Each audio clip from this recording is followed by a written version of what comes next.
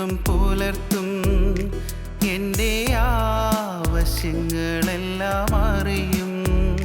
ദുഃഖനാളിൽ കൈവിടാതെ തൻ്റെ ചിറകിൻ നിഴലിൽ മറയ്ക്കും.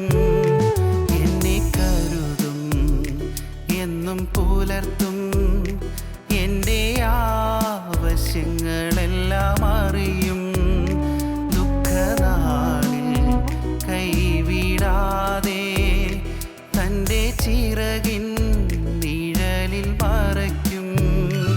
ആശ്രയിപ്പാൻ എനിക്കെന്നും സർവശക്തൻ കൂടെയുണ്ട്. തളരാതെ മരുഭൂവിൽ യാത്ര ചെയ്യും പ്രത്യാശയോടെ. ആശ്രയിപ്പാൻ എനിക്കെന്നും സർവശക്തൻ കൂടെയുണ്ട്. തളരാതെ മരുഭൂവിൽ യാത്ര ചെയ്യും പ്രത്യാശയോടെ.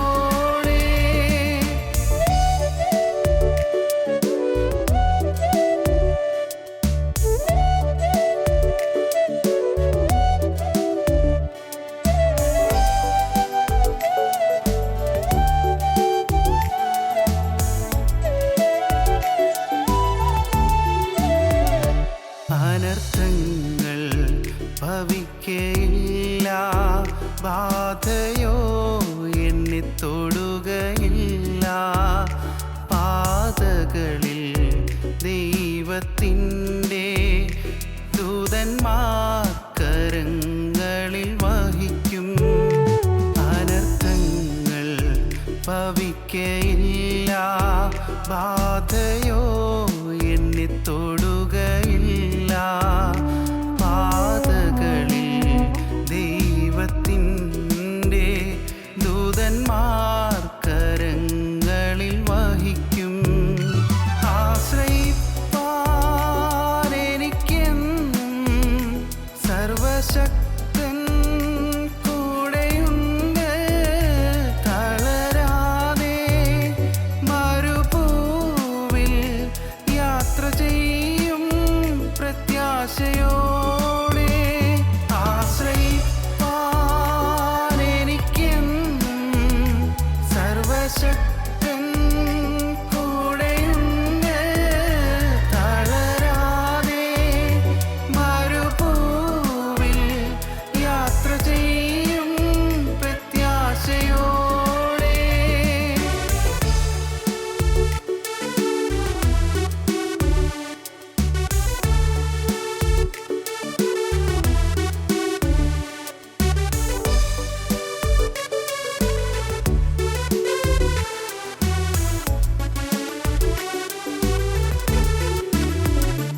രാത്രിയിലെ ഭയത്തെയും പകലിൽ പറക്കുമസ്ത്രത്തെയും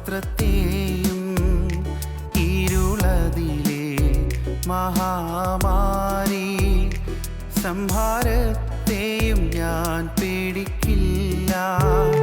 രാത്രിയിലെ ഭയത്തെയും പകലിൽ പറക്കുമസ്ത്രത്തെയും ഇരുളതിലെ മഹാമാരി സംഹാരത്തെയും ഞാൻ പേടിക്കില്ല. ആശ്രയിപ്പാൻ എനിക്കെന്നും സർവശക്തൻ കൂടെയുണ്ട്. തളരാതെ മരുഭൂവിൽ യാത്ര ചെയ്യും പ്രത്യാശയോടെ. ആശ്രയിപ്പാൻ എനിക്കെന്നും സർവശക്തൻ കൂടെയുണ്ട്. തളരാതെ മരുഭൂവിൽ യാത്ര ചെയ്യും പ്രത്യാശയോടെ.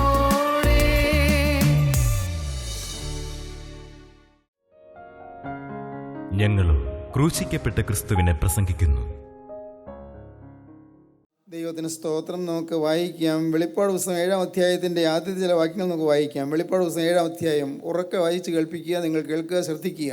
അതിൻ്റെ ശേഷം ഭൂമിമേലും കടലിന്മേലും യാതൊരു വൃക്ഷത്തിന്മേലും കാറ്റ് ഊതാതിരിക്കേണ്ടതിന് 4 ദൂതന്മാർ ഭൂമിയിലെ 4 കാറ്റും പിടിച്ചുകൊണ്ട് ഭൂമിയുടെ 4 കോണിലും നിൽക്കുന്നത് ഞാൻ കണ്ടു.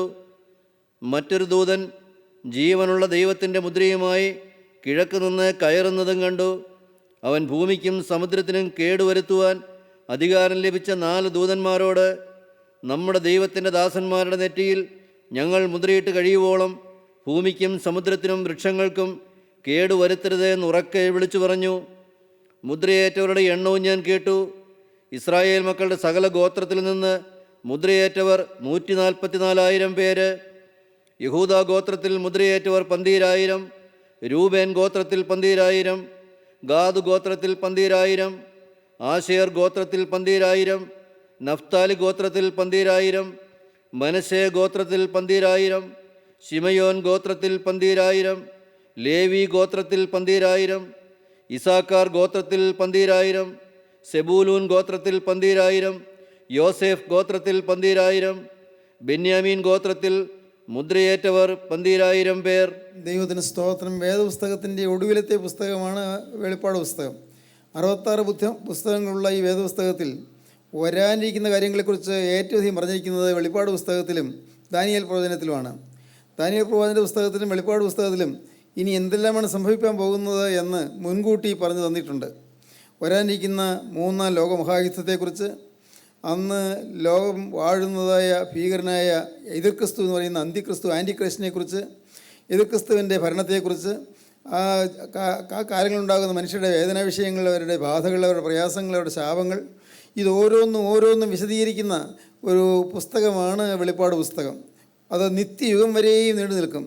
അതിൻ്റെ ഒടുവിലത്തെ ഭാഗത്തേക്ക് വരുമ്പോൾ 21-ാം അധ്യായത്തിന് 1-ാം വാക്യം വരുമ്പോൾ കാണും, ഞാൻ പുതിയ ആകാശവും പുതിയ ഭൂമിയും കണ്ടു, 1-ാമത്തെ ആകാശവും 1-ാമത്തെ ഭൂമി ഒഴിഞ്ഞുപോയി. ഇപ്പോൾ കാണുന്ന ഈ പ്രതലമെല്ലാം കത്തി അഴിഞ്ഞു പോകും. ഇന്ന് കാണുന്നതെല്ലാം 1-ാമത്തെ ആകാശവും 1-ാമത്തെ ഭൂമിയും അതെല്ലാം പോവുകയാണ്. ഒരു പുതിയ ആകാശവും പുതിയ ഭൂമിയും വരും എന്ന് വേദപുസ്തകം പറയുകയാണ്. ഒരു പുതിയ ആകാശവും പുതിയ ഭൂമിയും അതെങ്ങനെയായിരിക്കുമെന്ന് വേദപുസ്തകത്തിൽ വ്യക്തമായിട്ട് പറഞ്ഞു തന്നിട്ടുണ്ട്. അതിൻ്റെ അവിടെയുള്ള പ്രജകളാരെല്ലാമാണെന്ന് പറഞ്ഞിട്ടുണ്ട്. എല്ലാം മനോഹരമായി വിവരിച്ചിട്ടുണ്ട്. ദൈവത്തിന് സ്തോത്രം. ഇങ്ങനെയുള്ളതായ അനേകം കാര്യങ്ങൾ വേദപുസ്തകത്തിലുള്ളത് ചിലത് നാം പെറുക്കിയെടുത്ത് നമുക്ക് പഠിക്കാനുള്ള വിഷയങ്ങളാക്കി എടുക്കുകയാണ്. എല്ലാം ഒന്നും നമുക്ക് മനസ്സിലാവുക പോലുമില്ല. അത്രമാത്രം അഗാധമായ രഹസ്യങ്ങളുണ്ട്. ഞാൻ കഴിഞ്ഞ ഒരു അവസരത്തിൽ ഒരു പ്രസംഗത്തിൽ പറഞ്ഞു, ഇന്ന് ഗൾഫ് നാടുകളിൽ നിന്ന് എണ്ണ ഊറ്റിയെടുക്കുന്നത്, ഓയിൽ ശേഖരങ്ങൾ, അത് ഈ വേദപുസ്തകത്തിൽ ആവർത്തന പുസ്തകത്തിൽ പണ്ടേ എഴുതി വച്ചിട്ടുണ്ട്. മണലിൻ്റെ സത്ത ഊറ്റിയെടുക്കുന്നുവെന്ന്, ഈ ഭൂമിയിൽ മണലിലേക്ക് ഖനനം ചെയ്ത് എണ്ണ ഖനനം ചെയ്തെടുക്കുന്നുവെന്ന്. ഇതെല്ലാം മുൻകൂട്ടി അന്ന് നൂറ്റാണ്ടുകൾക്ക് മുൻപ്, എത്രയോ വർഷങ്ങൾക്ക് മുൻപ് വേദപുസ്തകം എഴുതി വച്ചിരിക്കുന്നു. അനേകം കാര്യങ്ങൾ. ഒന്നാം ലോകയുദ്ധത്തെക്കുറിച്ച് എഴുതി വെച്ചിട്ടുണ്ട്, 2-ാം ലോകയുദ്ധത്തെക്കുറിച്ച് എഴുതി വെച്ചിട്ടുണ്ട്, 3-ാം ലോകയുദ്ധം വരാൻ പോകുന്ന യുദ്ധത്തെക്കുറിച്ച് എഴുതി വെച്ചിട്ടുണ്ട്. എല്ലാം എഴുതിയിട്ടുണ്ട്. ഈ വേദപുസ്തകം ഒരു വലിയ രത്നഖനിയാണ്. അനേകം ആശയങ്ങളുടെ ഉറവിടമാണ്, അനേകം ആശയങ്ങളുടെ നിറകുടമാണ്. ദൈവത്തിന് സ്തോത്രം. പ്രിയപ്പെട്ടവരെ, ഇവിടെ നാം വായിച്ചത് വരാനിരിക്കുന്ന കാലത്ത് സംഭവിക്കാൻ പോകുന്ന കാര്യമാണ്. മുദ്രയേറ്റവരുടെ എണ്ണവും ഞാൻ കേട്ടു. മുദ്രയേറ്റവർ, ആ മുദ്രയേറ്റവർ മാത്രമേ ദൈവരാജ്യത്തിൽ ചെല്ലുകയുള്ളൂ. എല്ലാവരും ദൈവരാജ്യത്തിൽ എത്തുകയില്ല. മുദ്ര വേണം. ഏതാണ് ഈ മുദ്ര? അത് പരിശുദ്ധാത്മാവിൻ്റെ മുദ്രയാണ്. അത് പുറമേ കാണാൻ കിട്ടുകയില്ല. പുറമേ ഒരു സീൽ വെച്ചാൽ കാണാൻ കിട്ടും, പുറമേ ഒന്ന് എഴുതി പറ്റിച്ചാൽ കാണാൻ കിട്ടും. പക്ഷേ ഈ മുദ്ര കാണാൻ കിട്ടുന്ന മുദ്രയല്ല. ആ മുദ്രയെക്കുറിച്ച് അപ്പോസ്തലനായ പൗലോസ് കോരിന്ത് ലേഖനത്തിലും എഫേസ്യ ലേഖനത്തിലും പറയുന്നുണ്ട്. കോരിന്ത് ലേഖനത്തിൽ 2-ാമത്തെ കോരിന്ത് ലേഖനം 1-ാം അധ്യായം 23-ാം വാക്യം വായിക്കുമ്പോൾ അവിടെ ഈ മുദ്രയെക്കുറിച്ച് കാണാം. എഫേസ്യ ലേഖനത്തിൽ 1-ാം അധ്യായം 14-ാം വാക്യത്തിൽ കാണാൻ നമുക്ക് മുദ്ര എന്താണെന്ന് കാണാൻ നമുക്ക് വായിക്കാം. അവൻ നമ്മെ മുദ്രയിട്ടും ആത്മാവെന്ന അച്ചാരം നമ്മുടെ ഹൃദയങ്ങളിൽ തന്നുവിരിക്കുന്നു. ആത്മാവ് എന്ന അച്ചാരം നമ്മുടെ ഹൃദയങ്ങളിൽ തന്നിരിക്കും. ഹൃദയത്തിലാണ് ആ മുദ്ര. ആ മുദ്ര എന്താണ്? പരിശുദ്ധാത്മാവിൻ്റെ മുദ്രയാണ്. ആത്മാവ് എന്ന അച്ചാരം നമ്മുടെ ഹൃദയങ്ങളിൽ തന്നിരിക്കുന്നു. അച്ചാരമായി തന്നിരിക്കുകയാണ്. ഒരു വസ്തു വിനിമയം ചെയ്യുമ്പോൾ അതിനു മുൻപ് കച്ചവടം ഉറപ്പിക്കുമ്പോൾ തന്നെ ഒരു അഡ്വാൻസ് കൊടുക്കും. എന്നതുപോലെ വരാനിരിക്കുന്ന ലോകത്തിലേക്കുള്ള അനുഗ്രഹ സമൃദ്ധിയുടെ ഒരു സൂചനയായിട്ടുള്ള ഒരു മുദ്ര, ഒരു അഡ്വാൻസ്, അച്ചാരം നമുക്ക് ഹൃദയങ്ങളിൽ ഒരു മുദ്രയായി തന്നിരിക്കുന്നു. ഹൃദയത്തിൽ ഈ മുദ്ര വേണം. നമ്മുടെ ഓരോരുത്തരുടെയും ജീവിതത്തിൽ ഈ മുദ്ര വേണം, മുദ്ര കൂടിയേ പറ്റൂ. വീണ്ടും എഫേസ്യ ലേഖനം 1:14 വായിക്കാം.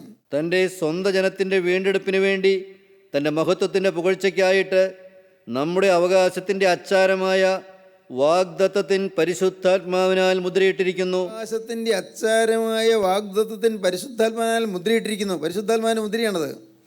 പുറമേ ആർക്കും നോക്കിയാൽ കാണാൻ കിട്ടുകയില്ല. പുറമേ പഴയ മനുഷ്യൻ തന്നെ, കൈയും കാലും മുഖവും മൂക്കും എല്ലാം പഴയത് തന്നെ. പക്ഷേ അകത്തൊരു മുദ്രയുണ്ട്. ആ മുദ്ര ഈ ഭൂമിയിൽ വെച്ച് നാം പ്രാപിച്ചില്ലെങ്കിൽ തീരാ നഷ്ടമാണ്. അത് നികത്താനാവാത്ത നഷ്ടമാണ്. മുദ്ര ഇവിടെ വെച്ച് പ്രാപിക്കണം. ഈ ആത്മാവിൻ്റെ മുദ്ര, പരിശുദ്ധാത്മാവിൻ്റെ മുദ്ര ഈ ഭൂമിയിൽ ജീവിച്ചിരിക്കുമ്പോൾ പ്രാപിക്കണം. ഈ മുദ്ര ഇവിടെ വെച്ച് പ്രാപിച്ചില്ലെങ്കിൽ മരിച്ച് കടന്നു ചെന്നതിന് ശേഷമുള്ളതായ നിത്യതയിൽ സ്വർഗത്തിൽ എത്തുകയില്ല. നിത്യതയുണ്ട്, മരണത്തിനപ്പുറം ഒരു നിത്യതയുണ്ട്. ആ നിത്യത ഒന്നുകിൽ സ്വർഗം അല്ലെങ്കിൽ നരകം. ഏതെങ്കിലും ഒരിടത്ത് ഓരോരുത്തരും ചെല്ലും. അധികം ആളുകളും നരകത്തിലേക്കാണ് പോകുന്നത്. വേദവസ്തം പറയുന്നു, നരകത്തിലേക്കുള്ള വാതിൽ, ആ നാശത്തിലേക്കുള്ള വാതിൽ അത് വളരെ വിശാലമാണ്, അതിൽ പോകുന്ന ആര് അനേകരാണെന്ന് പറയുന്നു. എന്നാൽ ജീവങ്കിലേക്കുള്ള വാതിൽ, സ്വർഗത്തിലേക്കുള്ള വാതിൽ വളരെ ഇടുങ്ങിയതാണ്, വളരെ ഞെരുങ്ങിയതാണ്. ചുരുക്കം പേര് മാത്രമേ പോവുകയുള്ളൂ. ഈ മുദ്രയേറ്റവരെന്ന് പറയുന്നത് വളരെ ചുരുക്കം പേര് മാത്രമേ കാണുകയുള്ളൂ, വളരെ ചുരുക്കം പേര്. നമ്മുടെ ഓരോരുത്തരുടെയും ജീവിതത്തിൽ നടക്കേണ്ടതായ വലിയൊരു കാര്യം ഈ മുദ്ര ഇവിടെ വെച്ച് നാം പ്രാപിക്കണം. സ്വർഗത്തിൻ്റെ സീല് വെച്ച് കിട്ടണം. സ്വർഗത്തിൻ്റെ സീല്, പരിശുദ്ധാത്മാവിൻ്റെ സിഗ്നേച്ചർ വെച്ച് കിട്ടണം. പരിശുദ്ധാത്മാവിൻ്റെ സിഗ്നേച്ചർ, പരിശുദ്ധാത്മാവിൻ്റെ മുദ്ര കിട്ടണം. നമ്മുടെ ജീവിതത്തിൽ ഇതുണ്ടോ എന്ന് നാം തിരിച്ചറിയേണ്ടതാണ്. ഈ മുദ്ര നമ്മുടെ ജീവിതത്തിൽ ഉണ്ടെങ്കിൽ നാം ഭാഗ്യശാലികളായി. എന്തെല്ലാം വന്നാലെന്ത്, സാരമില്ല. അപമാനം വന്നാലെന്ത്, ആക്ഷേപം വന്നാലെന്ത്, പരിഹാസം വന്നാലെന്ത്, ഇല്ലാത്ത കാര്യങ്ങൾ പറഞ്ഞ് പെരുപ്പിച്ച് കിംവദന്തികൾ വരുത്തിയാലെന്ത്, ഒരു കുഴപ്പവുമില്ല. ഏതെല്ലാം തരത്തിൽ ആളുകൾ നമ്മൾ വിമർശിച്ചാലെന്ത്, നിരൂപണം ചെയ്താലെന്ത്, ഒരു കുഴപ്പവുമില്ല. ഇവിടെ ആക്ഷേപം സഹിച്ചും നിന്ന വഹിച്ചും അനേകം പ്രതിസന്ധികൾ മറികടന്ന് മുന്നോട്ട് പോകുമ്പോൾ പ്രിയപ്പെട്ടവരെ, അതൊന്നും സാരമില്ല നമുക്ക് തോന്നും. കാരണം നമുക്ക് സ്വർഗത്തിൻ്റെ മുദ്ര കിട്ടുകയാണ്. മുദ്ര, സ്വർഗത്തിൻ്റെ മുദ്ര. ദൈവത്തിന് സ്തോത്രം. ഈ മുദ്ര നമുക്ക് കൂടിയേ കഴിയൂ. ഇവിടെ വായിക്കുന്നത് എന്താണ്? ഭൂമിമേലും കടലിന്മേലും യാതൊരു വൃക്ഷത്തിന്മേലും കാറ്റ് ഊതാതിരിക്കേണ്ടതിന് 4 ദൂതന്മാർ ഭൂമിയിലെ 4 കാറ്റും പിടിച്ചുകൊണ്ട് ഭൂമിയുടെ 4 കോണിൽ നിൽക്കുന്നത് ഞാൻ കണ്ടു.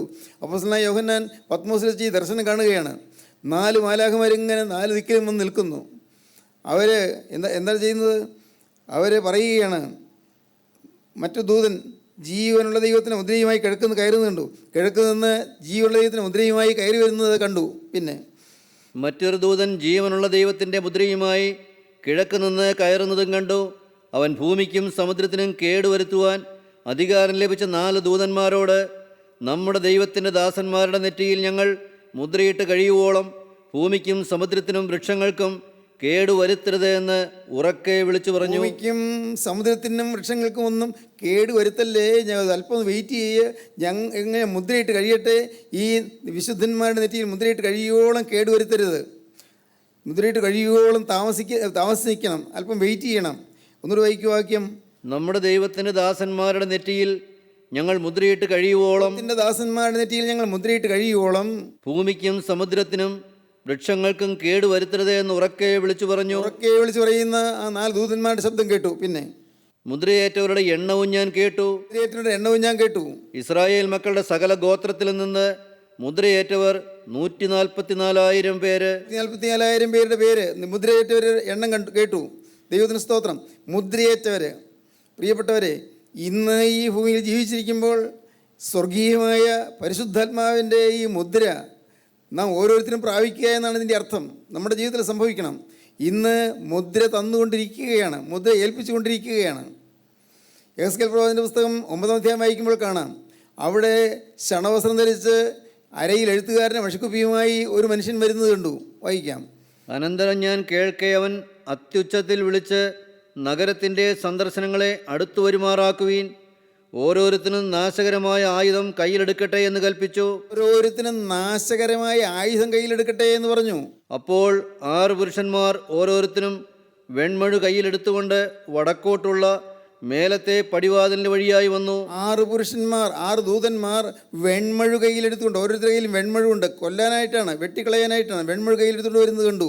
അവരുടെ നടുവിൽ ശണവസ്ത്രം ധരിച്ച് അരയിൽ എഴുത്തുകാരൻ്റെ മഷിക്കുപ്പിയുമായി ഒരുത്തനുണ്ടായിരുന്നു. അവരുടെ നടുവിൽ ശണവസ്ത്രം ധരിച്ച് അരയിൽ എഴുത്തുകാരൻ്റെ മഷിക്കുപ്പിയുമായി വേറൊരുത്തനുണ്ടായിരുന്നു. അവർ അകത്ത് ചെന്ന് താമ്രയാഗപീഠത്തിൻ്റെ അരികെ നിന്നു. ഇസ്രായേലിൻ്റെ ദൈവത്തിൻ്റെ മഹത്വം അതിരുന്നിരുന്ന കെരൂബിന്മേൽ നിന്ന് ആലയത്തിൻ്റെ ഉമ്മരപ്പടിക്കൽ വന്നിരുന്നു. പിന്നെ അവൻ ശണവസ്ത്രം ധരിച്ച് അരയിൽ എഴുത്തുകാരൻ്റെ മഷിക്കുപ്പയുമായി നിന്നിരുന്ന പുരുഷനെ വിളിച്ചു. അവനോട് യഹോവ, നീ നഗരത്തിന് നടുവിൽ യെരുശലേമിൻ്റെ നടുവിൽ കൂടി ചെന്ന് അതിൽ നടക്കുന്ന സകല മ്ലേച്ഛതകൾ നിമിത്തം നെടുവീർപ്പെട്ട് കരയുന്ന പുരുഷന്മാരുടെ നെറ്റികളിൽ ഒരടയാളമിടുക എന്ന് കൽപ്പിച്ചു. മുദ്രയിടുക, അടയാളമിടുക എന്ന് കൽപ്പിച്ചു. ഈ ശണവസ്ത്രം ധരിച്ച് അരയിൽ എഴുത്തുകാരൻ്റെ മഷിക്കുപ്പിയുമായി വരുന്ന, എല്ലാം സിംബോളിക്കാണ്, എല്ലാം പ്രതീകാത്മകമാണ്. അരയിൽ എഴുത്തുകാരൻ്റെ മഷിക്കുപ്പിയുമായി വരുന്ന ആ പുരുഷനോട് ദൈവം പറയുന്നു, നീ മുദ്രയിട്ട് കഴിയുകോളം, എന്നോട് വായിക്കൂ, നീ നഗരത്തിൻ്റെ നടുവിൽ യെരുശലേമിൻ്റെ നടുവിൽ കൂടി ചെന്ന് നഗരത്തിൻ്റെ നടുവിൽ കൂടി ചെന്ന് അതിൽ നടക്കുന്ന സകല മ്ലേച്ഛതകൾ നിമിത്തം നെടുവീർപ്പിട്ട് കരയുന്ന പുരുഷന്മാരുടെ നെറ്റികളിൽ ഒരടയാളമിടുക എന്ന് കൽപ്പിച്ചു. അവിടെ നെടുവീർപ്പിട്ട് കരയുന്ന ചില പുരുഷന്മാരിയ്ക്കുന്നുണ്ട്. എന്ത്? യെരൂശലേം ദേവാലയത്തിൽ നടക്കുന്ന മ്ലേച്ഛതകൾ, സഭയിൽ നടക്കുന്ന വൃത്തികേടുകൾ, സഭയിൽ നടക്കുന്ന മ്ലേച്ഛതകൾ, യെരൂശലേം ദേവാലയത്തിലുള്ളതായ ആ മ്ലേച്ഛതകളെ ഓർത്ത് നെടുവീർപ്പിട്ട് കരയുന്ന ചില പുരുഷന്മാരുണ്ട്. അയ്യോ, ഈ സഭ മുടിഞ്ഞു പോകുന്നല്ലോ എന്നോർത്ത് കരയുന്ന ചില പുരുഷന്മാരുണ്ട്. യെരൂശലേം ദേവാലയം തകർന്നു പോകുന്നല്ലോ എന്നോർത്ത് കരയുന്ന പുരുഷന്മാരുണ്ട്. യെരൂശലേം ദേവാലയത്തിൽ ആരാധന മുടങ്ങിപ്പോയല്ലോ എന്നോർത്ത് കരയുന്ന പുരുഷന്മാരുണ്ട്. സത്യാരാധനയിൽ നിന്ന് മനുഷ്യർ വ്യതിചലിച്ചു പോകുന്നല്ലോ എന്നോർത്ത് കരയുന്ന പുരുഷന്മാരുണ്ട്. അങ്ങനെ നടക്കുന്ന മ്ലേച്ഛതകളെ ഓർത്ത് നെടുവീർപ്പിട്ട് കരയുന്ന പുരുഷന്മാരുടെ നെറ്റിയിൽ അടയാളമിടുക. എന്താണ് അതിൻ്റെ അർത്ഥം? നടക്കുന്ന മ്ലേച്ഛതകളെ ഓർത്ത് നെടുവീർപ്പിട്ട് കരയുന്ന പുരുഷന്മാരുടെ നെറ്റിയിൽ അടയാളമിടുക എന്ന് പറഞ്ഞാൽ എന്താണ് അതിൻ്റെ അർത്ഥം? ഈ ദേവാലയം എന്ന് പറഞ്ഞിരിക്കുന്നത് യെരൂശലേമിൻ്റെ ആ ദേവാലയം അല്ല, അതാണ്. പക്ഷേ അതിൻ്റെ പ്രതീകാത്മകമായ അർത്ഥം നമ്മുടെ ഓരോരുത്തരുടെയും ശരീരമാണ്, നമ്മുടെ ഓരോരുത്തരുടെയും ജീവിതമാണ്. നമ്മുടെ ഓരോരുത്തരുടെയും ജീവിതത്തിൽ ഇവിടെ നടക്കുന്ന മ്ലേച്ഛതകളെ ഓർത്ത്, ഈ ശരീരത്തിൽ നടക്കുന്ന മ്ലേച്ഛതകളെ ഓർത്ത് നെടുവീർപ്പിട്ട് കരഞ്ഞാൽ മുദ്ര കിട്ടും. മുദ്ര കിട്ടാനുള്ള യോഗ്യത അതാണ്. എൻ്റെ ദൈവമേ, എൻ്റെ ജീവിതത്തിൽ തെറ്റുകൾ സംഭവിച്ചു പോയല്ലോ, എൻ്റെ ശരീരം ഞാൻ മലിനപ്പെടുത്തി പോയല്ലോ, ഈ നാവ് അശുദ്ധമായ വാക്കുകൾ പറഞ്ഞു പോയല്ലോ, ഈ നാവ് അരുതാത്ത് പറഞ്ഞു പോയല്ലോ, എൻ്റെ ദൈവമേ, ചിലരെ ഞാൻ ദുഷിച്ചു പോയല്ലോ, ചിലരെക്കുറിച്ച് ഇല്ലാത്ത ഞാൻ പറഞ്ഞ് വരുത്തിയല്ലോ, ചിലരെ ആക്ഷേപിച്ചല്ലോ, എൻ്റെ ഈ നാവ് തിന്മ ചെയ്തു പോയല്ലോ, കർത്താവേ, ഈ നാവ് കൊണ്ട് അരുതാത്തത് പലതും പറഞ്ഞു പോയല്ലോ, ചിലരെ ഞാൻ വേദനിപ്പിച്ചു പോയല്ലോ, ചിലർക്ക് വലിയ മാനഹാനി ഞാൻ വരുത്തിയല്ലോ. ഇത് നാവിന് മാത്രമല്ല, ഈ ആലയത്തിൽ മറ്റൊരു ഭാഗം എൻ്റെ കണ്ണ് അരുതാത്ത പടം കണ്ടുവല്ലോ, ചീത്ത മ്ലേച്ഛ ചിത്രങ്ങൾ കണ്ടുവല്ലോ, ഈ കണ്ണ് അശുദ്ധി കാണുവാൻ മോഹിച്ചുവല്ലോ, അശുദ്ധിക്ക് വേണ്ടി മോഹിച്ച കണ്ണാണല്ലോ. കർത്താവ്, ഈ കണ്ണിൽ കോപം സ്ഫുരിച്ചല്ലോ, ഈ കണ്ണിൽ വൈരാഗ്യവും വാശിയും വിദ്വേഷവും സ്ഫുരിച്ചല്ലോ. കർത്താവേ, കണ്ണ്, ഓരോ ശരീരത്തിൻ്റെ ഓരോ ഭാഗങ്ങൾ, ഈ ശരീരത്തിൻ്റെ ഭാഗങ്ങൾ, ഈ ശരീരം അത് ക്രിസ്തുവിൻ്റെ ശരീരമായി വേർതിരിക്കപ്പെടേണ്ടതാണ്. എന്നാൽ ഇതിൽ നടക്കുന്ന മ്ലേച്ഛതകളെ ഓർത്ത് നെടുവീർപ്പിട്ട് കരയണം. ഈ ശരീരത്തിൽ മ്ലേച്ഛതകളുണ്ട്, അതോർത്ത് നെടുവീർപ്പിട്ട് കരയണം. അപ്പോൾ അടയാളം കിട്ടും. ഒന്നുകൂടി വായിക്കാം വാക്യം. അവനോട് യഹോവ, നീ നഗരത്തിൻ്റെ നടുവിൽ യെരുശലേമിൻ്റെ നടുവിൽ കൂടി ചെന്ന് അതിൽ നടക്കുന്ന സകല മ്ലേച്ഛതകൾ നിമിത്തം നെടുവീർപ്പിട്ട് കരയുന്ന പുരുഷന്മാരുടെ നെറ്റികളിൽ ഒരടയാളമിടുക എന്ന് കൽപ്പിച്ചു. ശണവസ്ത്രം ധരിച്ച് അരിയിൽ എഴുത്തുകാരൻ്റെ മഷിക്കുപ്പിയുമായി പോകുന്ന മനുഷ്യനോട് പറഞ്ഞു, നീ ഈ നെടുവീർപ്പിട്ട് കരയുന്ന, അനുദവിച്ച് കരയുന്ന, പാവത്തോർത്ത് കരയുന്ന മനുഷ്യരുടെ നെറ്റിയിൽ അടയാളമിടുക എന്ന് കൽപ്പിച്ചു. മറ്റവരോട് ഞാൻ കേൾക്കെ അവൻ, ബാക്കി 6 പേര് വെൺമൊഴി എഴുതി കൊണ്ടുവന്നവരോട് ഞാൻ കേൾക്കെ അവൻ പറഞ്ഞു, യെഹെസ്കേൽ പ്രവാചകൻ കേൾക്കെ പറയുകയാണ്, നിങ്ങൾ അവൻ്റെ പിന്നാലെ നഗരത്തിൽ കൂടിച്ചെന്ന് വെട്ടുവീൻ. നിങ്ങൾ ഈ അടയാളം ഇട്ട് പോകുന്നതിൻ്റെ പിന്നാലെ പോകണം. നിങ്ങൾ ധൃതി പിടിക്കരുത്. അടയാളം ഇട്ട് കഴിയുന്നത് നിങ്ങൾ നോക്കി പോകണം. അടയാളം ഇട്ട് കഴിയുവോളം നിങ്ങൾ വെയിറ്റ് ചെയ്യണം. എല്ലാവരും നിങ്ങൾ 6 പേരും ഈ എഴുത്തുകാരൻ്റെ മഷിക്കുപ്പിയുമായി അടയാളം ഇട്ട് പോകുന്നതിൻ്റെ പിന്നാലെ നിങ്ങൾ ചെല്ലണം. നിങ്ങൾ അവൻ്റെ പിന്നാലെ നഗരത്തിൽ കൂടിച്ചെന്ന് വെട്ടുവീൻ. ആ നഗരത്തിൽ നിങ്ങൾ അവൻ്റെ പിന്നാലെ നിന്ന് ഈ അടയാളമില്ലാത്ത എല്ലാവരെയും വെട്ടിക്കളയുവീൻ, നശിപ്പിക്കുവീൻ, നരകത്തിലേക്ക് വിടുവീൻ, വെട്ടിക്കളയുവീൻ എന്ന് പറഞ്ഞു. നിങ്ങളുടെ കണ്ണിന് ആദരവ് തോന്നരുത്, ആരോടും മുഖപക്ഷം തോന്നരുത്, കണ്ണിന് ആദരവ് തോന്നരുത്. നിങ്ങൾ കരുണ കാണിക്കുകയും അരുത്. വൃദ്ധന്മാരെയും യൗവനക്കാരെയും കന്യകമാരെയും പൈതങ്ങളെയും സ്ത്രീകളെയും കൊന്നുകളവീൻ. എല്ലാവരെയും യാതൊരു പ്രായഭേദവുമില്ലാതെ മുദ്രയില്ലാത്ത എല്ലാവരെയും കൊന്നുകളയുവീൻ എന്നാണ് ദൈവത്തിൻ്റെ കൽപ്പന. പിന്നെ എന്നാൽ അടയാളമുള്ള ഒരുത്തിനെയും തുടരുത്. ദൈവത്തിന് സ്തോത്രം. അടയാളമുള്ള ഒരുത്തിനെയും തുടരുത്. അടയാളം കിട്ടിയാൽ കേടുവരില്ല, അടയാളം കിട്ടിയാൽ അപകടം വരില്ല. അടയാളമുള്ള ഒരുത്തിനെയും തുടരുത്. ദൈവത്തിന് കൽപ്പനയാണ്. അടയാളം ഉള്ള ഒരുത്തിനെയും തുടരുത്. മുദ്ര. ദൈവത്തിന് സ്തോത്രം. പരിശുദ്ധാത്മാവിൻ്റെ മുദ്ര വേണമെങ്കിൽ എന്ത് ചെയ്യണം? മനസ്സിലായല്ലോ, നിങ്ങൾക്ക് മനസ്സിലായല്ലോ. ഇന്ന് ഈ ഭൂമിയിലിരിക്കുമ്പോൾ ഈ ശരീരം, ഈ ആളത്വം ക്രിസ്തുവിൻ്റെ മന്ദിരമാണെന്ന് മനസ്സിലാക്കണം. ഇത് ദൈവത്തിൻ്റെ ആലയമാണെന്ന് മനസ്സിലാക്കണം. ഇത് ദൈവത്തിൻ്റെ പള്ളിയാണ് ഞാനെന്ന് മനസ്സിലാക്കണം. ഈ പള്ളിയിൽ എപ്പോഴും സ്വന്തവും ഉയർന്നുകൊണ്ടിരിക്കണം, സ്തുതിയാകുന്ന സ്വന്തവും ഉയർന്നുകൊണ്ടിരിക്കണം. ഈ പള്ളി വിശുദ്ധമായിരിക്കണം, എൻ്റെ ശരീരം വിശുദ്ധമായിരിക്കണം. ഇതിൽ എൻ്റെ കൈയല്ല, എൻ്റെ കാലല്ല, എൻ്റെ കണ്ണല്ല, എൻ്റെ നാവല്ല, എല്ലാം ഓരോ അവയവും വിശുദ്ധമായിരിക്കണം. വിശുദ്ധമല്ലെങ്കിൽ അടയാളം കിട്ടുകയില്ല, വിശുദ്ധമാണെങ്കിൽ അടയാളം കിട്ടും. ഈ വന്നുപോയ തെറ്റുകളെ ഓർത്ത് അനുദപിച്ചാൽ അടയാളം കിട്ടും. വന്നുപോയ തെറ്റുകൾ, പാവങ്ങൾ വന്നുപോയി, എൻ്റെ കർത്താവെ തെറ്റുപറ്റിപ്പോയല്ലോ, ആലയത്തെ ഞാൻ അശുദ്ധമാക്കിപ്പോയല്ലോ എന്ന് പറഞ്ഞ് ഇതിൽ നടക്കുന്ന മ്ലേച്ഛതകളെ ഓർത്ത് നെടുവീർപ്പിട്ട് കരയുകയാണെങ്കിൽ അടയാളം കിട്ടും. അടയാളം കിട്ടിയാൽ ദൈവരാജ്യത്തിൽ പ്രവേശനം കിട്ടും, അല്ലെങ്കിലോ നരകാഗ്നിയിലേക്ക് വെട്ടപ്പെട്ട് വീഴും. ദൈവത്തിന് സ്തോത്രം, ദൈവത്തിന് സ്തോത്രം. പ്രിയപ്പെട്ടവരെ, വളരെ ഗൗരവമേറിയൊരു ഭാഗമാണ് നാം ചിന്തിക്കുന്നത്. വളരെ ഗൗരവമേറിയ ദൂതാണ് കർത്താവ് തന്നിരിക്കുന്നത്. ദൈവത്തിന് സ്തോത്രം, ദൈവത്തിന് വലിയ നാമം മഹത്വപ്പെടട്ടെ. നിങ്ങൾക്ക് ഇത് കേൾക്കുമ്പോൾ നിങ്ങൾക്ക് ചിന്തയുണ്ടോ ഒരു ന്യായവിധി ഉണ്ടായെന്ന്, ഒരു മരണം ഉണ്ടായെന്ന്, മരണത്തിന് ശേഷം ഒരു നിത്യത ഉണ്ടായെന്ന്, നിത്യതയിൽ നിന്ന് ചെന്ന് ചേരുമെന്ന് ചിന്തയുണ്ടോ? നമുക്കറിയാം, ഒരു സംസ്കാര ശുശ്രൂഷയിൽ പങ്കെടുക്കുമ്പോൾ നമുക്കൊരു ദുഃഖം വരും. ഇതുപോലെ ഞാനൊരു ദിവസം അങ്ങനെ മരിച്ചു കിടക്കും, അച്ഛന്മാരൊക്കെ വന്ന് പ്രാർത്ഥിക്കും, അനേക ആളുകൾ വരും, ഇതൊക്കെ നമുക്കറിയാം, അറിയാം. പക്ഷേ നാം ചിന്തിക്കുന്നുണ്ടോ? മരണമെന്നത് ഒരു കർട്ടനാണ്. ആ കർട്ടൻ്റെ അപ്പുറത്ത് മറ്റൊരു വിശാലമായ പ്രപഞ്ചമുണ്ട്. മരണം ഒരു കർട്ടനാണ്. ഈ മരണം കഴിഞ്ഞ് എൻ്റെ പ്രിയപ്പെട്ടവരെ, ഞാനും നിങ്ങളും ഒരുപോലെ അപ്പുറത്ത് നിത്യതയിലേക്ക് പ്രവേശിക്കുകയാണ്. മരണം കഴിഞ്ഞ് നിത്യതയിലേക്ക് ചെല്ലുമ്പോൾ ചിലപ്പോൾ സ്വപ്നം കണ്ടതുപോലെ ഓർക്കും. ഈ ഭൂമിയിലെ കാര്യങ്ങളെല്ലാം സ്വപ്നം കണ്ടതുപോലെ. രാത്രിക്ക് 12 മണിക്കൂറുള്ളതിൽ ഒരു 7 മണിക്കൂറെങ്കിലും ഉറങ്ങി ഇരിക്കുകയോ, അല്ലെങ്കിൽ 6 മണിക്കൂർ ഉറങ്ങി, അത് 2-3 മിനിറ്റ് നേരെ ഒരു സ്വപ്നം കണ്ടു. വളരെ വലിയൊരു ആഘോഷത്തിൽ പങ്കെടുത്തു, വലിയ ആഘോഷം. എന്തെല്ലാവരും വന്നിരിക്കുന്ന വലിയൊരു ജനബാഹുല്യമുള്ള വലിയൊരു ആഘോഷം. അവിടെ നിങ്ങൾ പങ്കെടുത്തതായിട്ടൊക്കെ സ്വപ്നം കണ്ടു. പക്ഷേ സ്വപ്നം കഴിഞ്ഞ് നോക്കുമ്പോൾ അതുകൊണ്ടോ? ആളുമില്ല, ആഘോഷവുമില്ല, ഉത്സവവുമില്ല, ഒന്നുമില്ല. എന്നതുപോലെ നമുക്ക് രാത്രിയിൽ ഒരു സ്വപ്നം കാണുന്നത് പോലെ മാത്രമേ മരണത്തിന് ശേഷമുള്ള ജീവിതത്തിൽ തിരിഞ്ഞു നോക്കുമ്പോൾ ഒരു സ്വപ്നം പോലെ ഈ ഭൂമിയെ കാണുന്നുള്ളൂ. ഭൂമിയിലെ ജീവിതം 10, 60 അല്ല 80, 90 വർഷം ജീവിച്ചാൽ ആ ജീവിതം ഒരു സ്വപ്നം പോലെ മാത്രമേ കാണുകയുള്ളൂ, സ്വപ്നം പോലെ തോന്നുകയുള്ളൂ. നമ്മൾ നിത്യതയിലേക്ക് കടന്നു ചെല്ലും, ഞാനും ചെല്ലും, നിങ്ങളും ചെല്ലും. അന്ന് നിത്യതയിലേക്ക് ചെല്ലുമ്പോൾ, അന്ന് മരണം കഴിഞ്ഞ് നിത്യതയിലേക്ക് ചെല്ലുമ്പോൾ ഒരു ന്യായവിധി ഉണ്ടാകും. ന്യായവിധി ഭയാനകമാണ്. ഇന്ന് കൃപാസനത്തിലിരിക്കുന്ന രാജാധിരാജനായ കർത്താവായ യേശു ക്രിസ്തു ന്യായാസനത്തിലിരിക്കും. ഇന്ന് കൃപയുടെ സിംഹാസനത്തിലിരിക്കുന്ന ന്യായത്തിൻ്റെ സിംഹാസനത്തിലിരിക്കും. അന്ന് ഓരോരുത്തരും അവനവൻ്റെ പ്രവർത്തിക്ക് തക്കവണ്ണം പകരം ചെയ്യും. ഓരോരുത്തരും ന്യായവിധി എന്ന് പറഞ്ഞൊന്നുണ്ട്. അത് അറിയാവുന്നുള്ളതുകൊണ്ടാണ് പിതാക്കന്മാർ പാടിയത്. നീതിയിൽ വിധി ചെയ്യൂ ന്യായാധിപതേ, നീ ഏറ്റരുതേ വിധിയിൽ കടമോർത്തിയിടരുതേ. നീതിയിൽ വിധി ചെയ്യൂ ന്യായാധിപതേ, നീ ഏറ്റരുതേ വിധിയിൽ കടമോർത്തിയിടരുതേ. ബലഹീനത നീക്കി തുണ ചെയ്യുക, രാപ്പകലടിയങ്ങൾ ആശ്രയമങ്ങല്ലോ. ബലഹീനത നീക്കി തുണ ചെയ്യുക നാഥ, രാപ്പകലടിയങ്ങൾ ആശ്രയമങ്ങല്ലോ. ദൈവത്തിന് സ്തോത്രം. ന്യായവിധിയുണ്ട്. ന്യായവിധിയെ നാം നേരിടുക തന്നെ ചെയ്യും. നാം എല്ലാവരും, ആരും മാറ്റമില്ല. നീതിമാന്മാരും വിശുദ്ധന്മാരും എല്ലാം ആ ന്യായവിധിയെ നേരിടും. ഓരോരുത്തരും അവനവൻ്റെ പ്രവർത്തിക്ക് തക്കവണ്ണം പകരം ചെയ്യും. അതാണ് കർത്താവ് പറഞ്ഞത്. മനുഷ്യ പറയുന്ന ഏത് നിസ്സാര വാക്കിന് ന്യായവിധിയിൽ കണക്ക് ബോധിപ്പിക്കേണ്ടി വരും. മത്തായി 12:36. എന്നാൽ മനുഷ്യർ പറയുന്ന ഏത് നിസ്സാര വാക്കിനും ന്യായവിധി ദിവസത്തിൽ കണക്ക് ബോധിപ്പിക്കേണ്ടി വരും. മനുഷ്യർ പറയുന്ന ഏത് നിസ്സാര വാക്കിനും ന്യായ ദിവസത്തിൽ കണക്ക് ബോധിപ്പിക്കേണ്ടി വരും. നാം ചിലരെ കളിയാക്കി, ചിലരെ പരിഹസിച്ചു, ചിലരെ പുച്ഛിച്ചു, ചിലരെ നാം അപഹസിച്ചു, ചിലരെക്കുറിച്ച് കുറ്റം പറഞ്ഞു, അല്ലെങ്കിൽ ഇല്ലാത്തത് പറഞ്ഞു വരുത്തി. ഓരോ വാക്കിനും ന്യായവിധി മറുപടി പറയേണ്ടി വരും. ഓരോ ചിന്തയ്ക്കും വാക്കും മറുപടി പറയേണ്ടി വരും. ഓരോ പ്രവൃത്തിക്കും ന്യായവിധി ദിവസത്തിൽ മറുപടി പറയേണ്ടി വരും. എല്ലാം കണക്ക് തീർക്കുന്ന ദിവസമുണ്ട്. കണക്ക് തീർക്കുന്ന ദിവസം.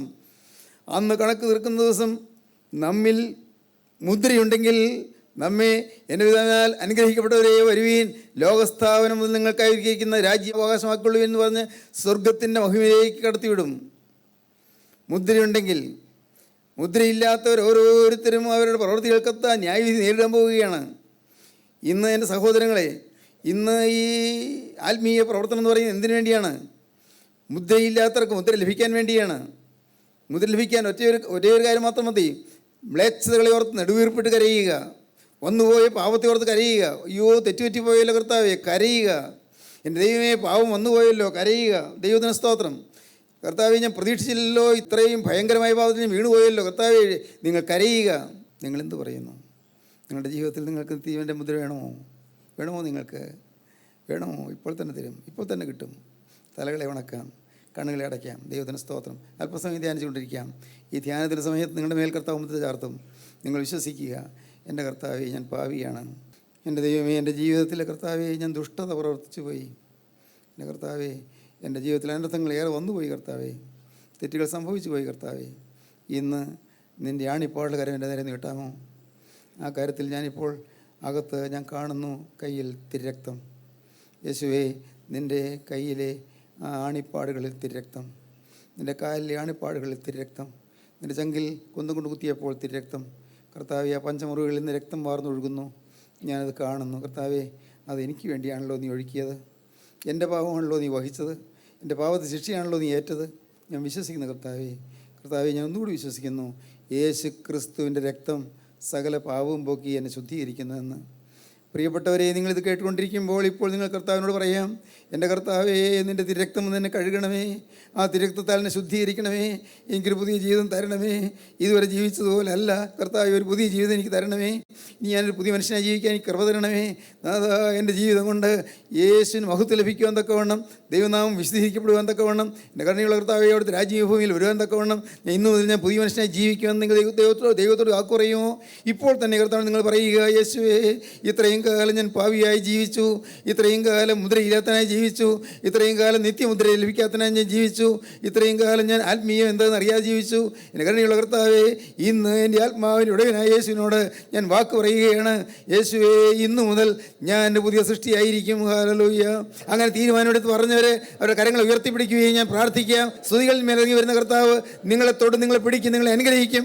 നിങ്ങൾക്ക് ഇരുകരവും ഉയർത്തിപ്പിടിച്ചുകൊണ്ട് ദൈവത്തെ സ്തുതിപ്പാൻ പങ്കുചേരുക. ഹല്ലേലൂയ. ജീവനുള്ള ദൈവമേ, കരുണയുള്ള കർത്താവേ, അവിടുന്ന് ഞങ്ങളുടെ കൂടെ തന്നെ ഉള്ളതിനായി സ്തോത്രം. ഞങ്ങളെ സ്നേഹിക്കുന്ന നിത്യമഹാസ്നേഹത്തിനായി സ്തോത്രം. ഞങ്ങളുടെ മനസ്സിലിന് കൃപയ്ക്കായി സ്തോത്രം.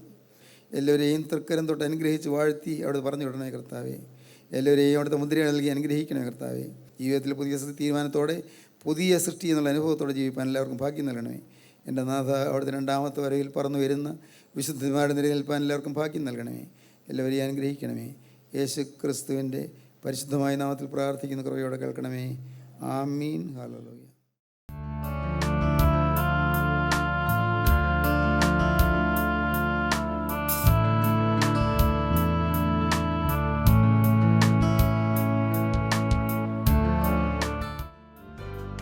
അമൃതധാര എല്ലാ ശനിയാഴ്ചയും രാവിലെ 6:30 മുതൽ 7 മണി വരെ നിങ്ങളുടെ സൂര്യ ടിവിയിൽ.